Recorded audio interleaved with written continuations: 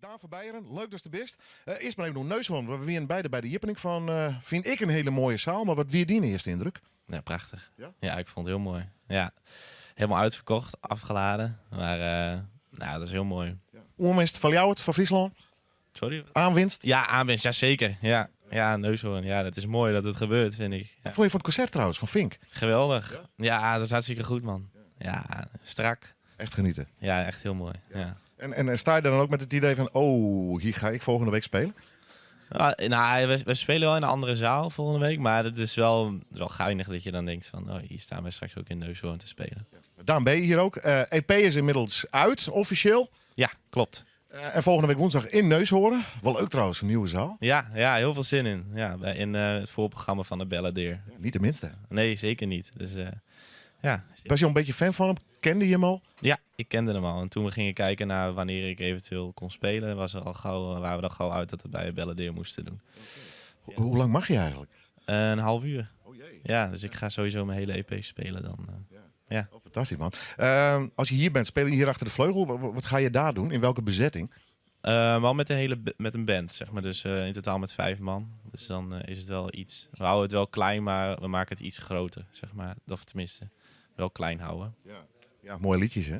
Ja, nou ja. Kleine prijs van Friesland heeft jou heel veel reacties opgeleverd, positief. EP uit, dus je hebt het maar druk volgens mij, of niet?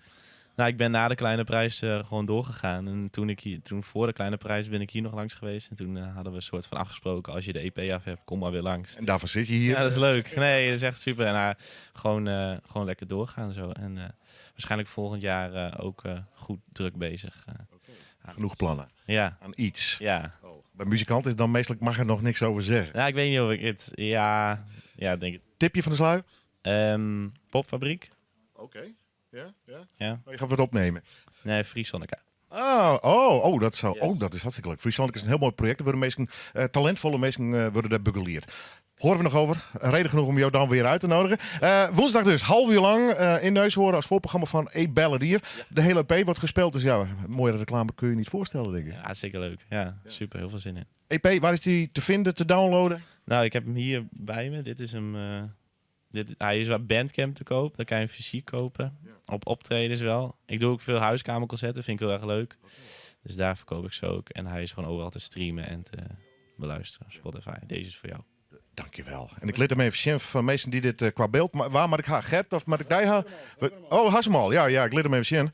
Mooi plaatje, Gert, hè? Schitterend. Ja. De cameraman. Van de mensen die dit missen, shot maar even naar of op YouTube of komen de snij bij de herhaling. Stolen Peace, Daan van Beieren. Te vinden wel op Facebook onder de oren en komen er wezen. Ik hoop dat ik het aan tijd heb en dan kom ik zeker langs. Want ik vind jou te gek, maar Balladeer is ook fantastisch. Dus, nou, bedankt. Dat zou leuk zijn als je er bent. En gratis intree, hè, volgens mij? Ja, gratis. Ja, zeker. Vergeet, kinderen, mooie zaal. Dankjewel. Dat is goed, bedankt. Heb je het weekend nog optredens?